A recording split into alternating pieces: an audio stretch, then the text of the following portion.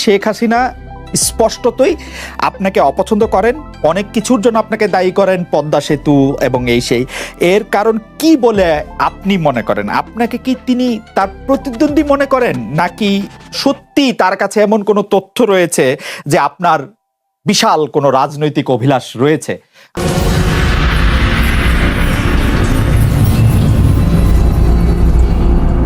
আমি চারদিকে বিপদের মধ্যে আছি, তো বড় কঠিন অবস্থার মধ্যে পড়ে গেছি। আমি অপরাধী।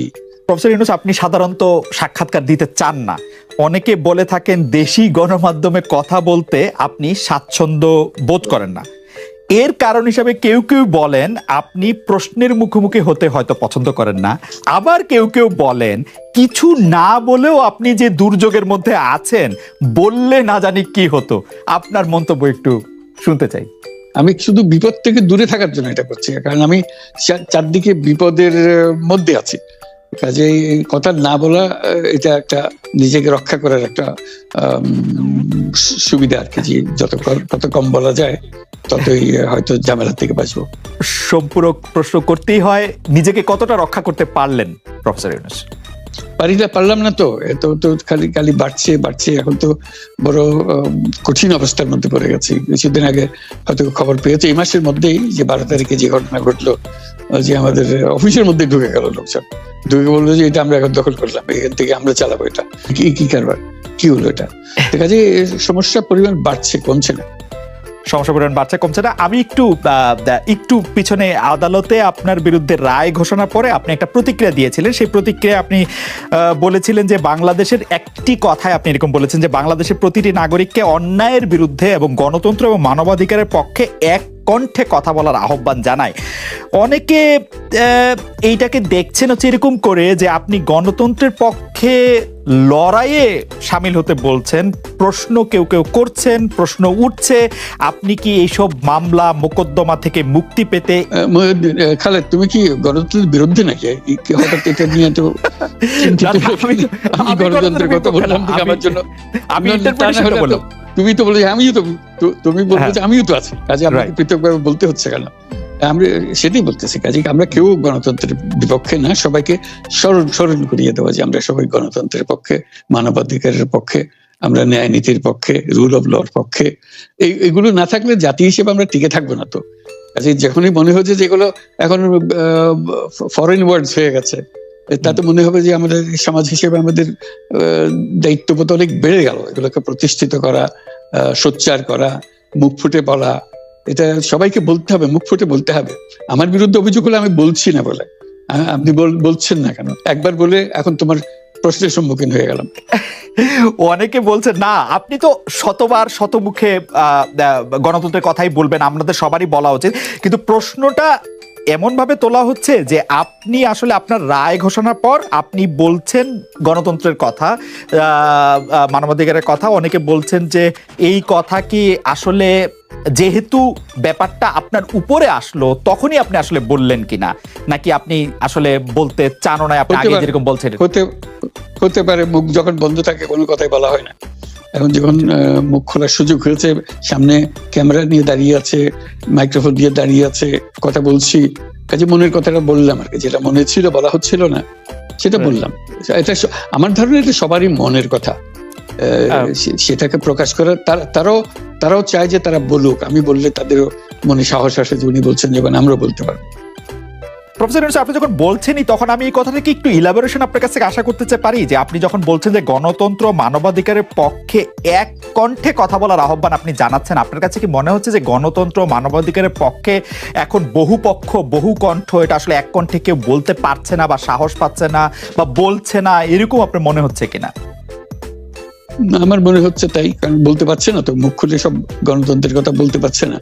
যে সেটা বলা, এক বাক্যে বলা, পরিষ্কার কণ্ঠে বলা, এটা আমাদের সবার দায়িত্ব, তো জাতীয় দায়িত্ব এটা, যে না হলে গণতন্ত্র বলে কিছু থাকবে না আমাদের। শেখ হাসিনা স্পষ্টতই আপনাকে অপছন্দ করেন, অনেক কিছুর জন্য আপনাকে দায়ী করেন, পদ্মা সেতু এবং এই সেই।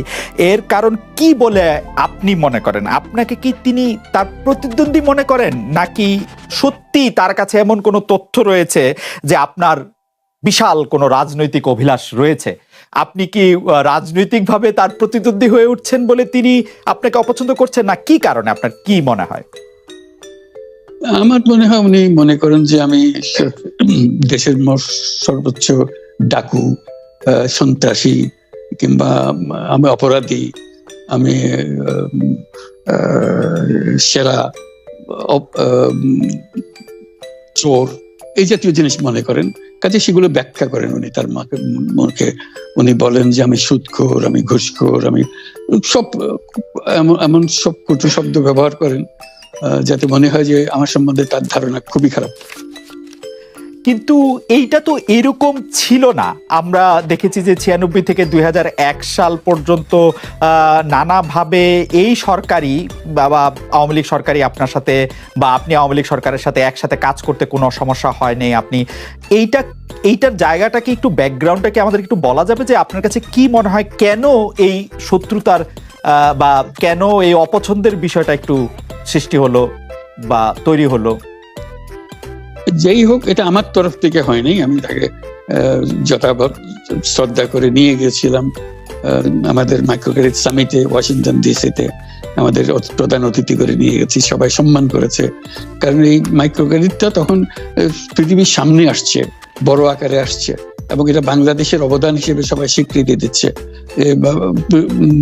ওয়াশিংটনে দুনিয়ার সেরা যারা সবাই উপস্থিত ছিলেন, তার মধ্যে আমরা ওনাকে নিয়ে গেছিলাম এই জন্য যে বাংলাদেশের পক্ষ থেকে এই গৌরবটা যেন তিনি আমাদের পক্ষ হয়ে গ্রহণ করেন। উনিও রাজি হয়েছেন, উনিও গেছেন, করেছেন। কাজে এটা স্বাভাবিকভাবে এই সম্পর্ক থেকে যাওয়ার কথা ছিল, কিন্তু কি কারণে এটা ঘাটতি হতে আরম্ভ করলে বুঝতে পারলাম না। কিছুদিন পর থেকেই ওনার আচরণ এবং তার শব্দ পরিবর্তন হতে আরম্ভ করলো। এমন পরিবর্তন হলো, এখন আমাকে চোট বদমাইশ ছাড়া আর কোনো বিষয়ে উনি মনে করেন বলে মনে হয় না আমার কাছে। আসলে এটা নিয়ে কথা বলাটা একটু বিব্রতকরই, কিন্তু কেউ কেউ এটা বলে থাকেন যে বিশেষ করে যে 2007 সালে যে 111 সরকার আমরা যাকে বলি, তাদের যে বিরাজনীতিকরণের একটি চেষ্টা, সেই চেষ্টার মধ্যে আপনার অংশগ্রহণ আছে কিনা। যদিও বারবার বলা হয় যে আপনি আসলে সেই ক্ষমতাটা দখল করতে চেয়েছিলেন, অথচ আমরা উল্টা শুনেছি, আপনার মুখেও শুনেছি, যারা ওই সময় কুশলভ ছিলেন তাদের মুখেও শুনেছি যে আপনাকে আসলে অফার করা হলো, আপনি সেটি ফিরিয়ে দিয়েছিলেন। কিন্তু কেউ কেউ আবার বলে থাকেন আপনি একটা লম্বা সময়ের জন্য চেয়েছিলেন। এইটি কি একটা কোনো কারণ হতে পারে? এই ব্যাপারটিকে আমাদের দর্শকদের জন্য মানে বা ইয়েদের জন্য একটু আপনি পরিষ্কার করবেন যে আপনি আসলে রাষ্ট্রের সর্বোচ্চ ক্ষমতায় বা রাজনীতির জায়গায়, দেশ পরিচালনায়, সেগুলিতে আপনি আসলে আসতে চেয়েছিলেন কিনা, চান কিনা, বা ওই জায়গা থেকে। যদি চাইতাম খালেদ, যদি চাইতাম, তখন যখন মিলিটারি আমার বাসায় এসে বসে রইল সারা রাত আমাকে রাজি করানোর জন্য, আমি তো লুফে নিতাম। রাজি করানোর জন্য বসে থাকতে হবে কেন? আমি যদি ক্ষমতাই চাইতাম, বলে আর চলেন চলেন, কি করতে, কি কোন জামাটা পড়তে হবে দেখিয়ে দেন, এখনই যাচ্ছি। আমি তো সেটা করিনি। তাদের সঙ্গে তর্ক করেছি, সারা রাত ধরে তর্ক করেছে যে না ভাই, আমাকে দিয়েন না, আমি এই কাজের উপযুক্ত না, আপনারা অন্য লক্ষ্য যান। তারা আমার উপরে মন ঠিক করে ফেলেছে আমাকে নিতে হবে।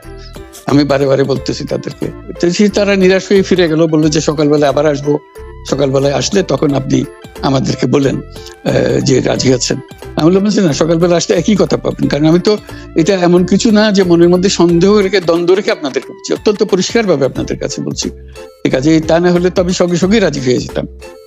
কে ছাড়ে যাও আপনাকে? দেশের পুরো সরকারের প্রধান হবার জন্য আহ্বান জানাচ্ছে বাংলাদেশে, এরকম কয়জন মানুষ আছে বলবো যে না, আমি এই দায়িত্ব গ্রহণ করব না? আমি তো করলাম সেটা। এখন আমার নামে বলা হচ্ছে 10 বছর চেয়ে। আমি বছর নিয়ে তো প্রশ্নই উঠে না। প্রশ্ন হচ্ছে আগামীকাল সকালবেলা আপনি শপথ গ্রহণ করবেন, এই কথা। আমি বলছি না, করবো না। তারপরে এরপরে তো কয় বছর, কয় কাণ্ড। আমি 10 বছর দিয়ে কি করবোটা কি? আমি 10 বছর দিয়ে, আমি তো বলছি আমি এই কাজের জন্য নই। দেশে আমার দেশ পরিচালনা করা আমার দায়িত্ব না, আমার কাজ না। আমি জানি না এটা কিভাবে করতে হয়, আমি যেটা জানি সেটা করি। Make sense. আপনার মেয়ে মনিকা ইউনুস সম্প্রতি একটি সাক্ষাৎকার দিয়েছেন CNN-এ।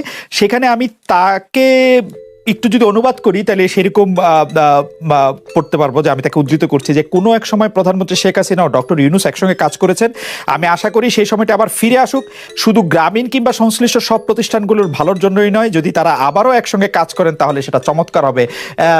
এই মনিকা ইউনূসের এই আশা কি আপনারও মানে একই রকম আশা কিনা যে এটা কি এখন আমার জন্য করা যাচ্ছে না, যে আমি নারাজ, যে করতে চাই না? তুমি ভাবখানা এমন করছো যেন আমি আপত্তি করছি, আমি কাজ করতে চাই না। আমাকে যে বললাম চোর বদমাইশ করে রেখেছে, সেখানে কাজ করার তো কথাই উঠছে না। আমার নাম উঠলেই ওনার রাগ উঠে যায়। আমাকে সুদখোর না বললে ওনার মন তৃপ্ত হয় না। আমাকে চুবিয়ে না ডুবালে, পদ্মা নদীতে আমাকে চুবিয়ে না ডুবালে ওনার মনে শান্তি আসে না। ঠিক আছে, আমি কি করে বলবো? ওনাকে বলতে তো হবে, ওনাকে যদি কিছু বলতে হয়। পদ্মা নদীর কথাটা যখন উঠলই, পদ্মা ব্রিজ সম্পর্কে যে কথাটা সরকারের উচ্চ মহল থেকে এটা বলা হয় যে আপনি আপনার ক্ষমতা ব্যবহার করে বা আপনার পরিচিতি ব্যবহার করে বা আপনার যে একটা সাংঘাতিক রকমের গ্রহণযোগ্যতা সারা দুনিয়াতে আছে, যেটি আসলে ওয়ার্ল্ড ব্যাংক সহ অন্য জায়গায় আছে, সেটি দিয়ে আসলে আপনি পদ্মা সেতুটা বাংলাদেশ যাতে ঋণ না পায় সেটির জন্য আপনি চেষ্টা করেছেন। এই ব্যাপারটা নিয়ে কি আপনি একটু কিছু বলবেন, যে এটা আপনার বিরুদ্ধে একটা অভিযোগ? কি বলবো, এটা বলো, এটা হাস্যকর একটা কথা মুখ থেকে বলে ফেললো চোর ডাকাতের মতো, এটাও আরেকটা বলে ফেললো, এটাই সত্য হয়ে গেল। আমরা যে বারে বারে বিবৃতি দিলাম তখন এটা প্রশ্নই ওঠে না। আমরা বাংলাদেশের নাগরিক হিসেবে আমরা গৌরবান্বিত যে এই পদ্মা সেতুর উপরে আমরা একটা সেতু বানাতে পারবো, এটার জন্য আমরা সবাই চাই। কাজে এটা তো বিরোধিতা করার তো প্রশ্নই ওঠে না। কেন বিরোধিতা করবো? দেশে যে একটা বড় রকমের ঘটনা ঘটতে যাচ্ছে, সেটা তো আমরা সবাই সমর্থন করেছি। বলেই চললেন। এখন একজনে বলতে থাকলে তো আমার করার কিছু তো নাই। উনি এত শক্তিধর যে এখানে আমার কথা তো কিছুই থাকে না। ওনার সরকারের যাবতীয় প্রচার যন্ত্র ওনার হাতে। আমার তো আমার বলার যত তীক্ষ্ণ। আপনি তো কথা বলেন না, বললে তো নিশ্চয়ই আপনার সাথে না। একটি প্রশ্ন আসছে যে পদ্মা সেতুর যখন উদ্বোধন করা হবে তখন কি আপনাকে নিমন্ত্রণ জানানো হয়েছিল? মানে রাষ্ট্রের পক্ষ থেকে এরকম বলা হয়েছিল যে আপনাকেও নিমন্ত্রণ জানানো হবে, বা আপনি মনে আছে কিনা? মনে পড়ে না এরকম করছে। আচ্ছা, মনে আচ্ছা।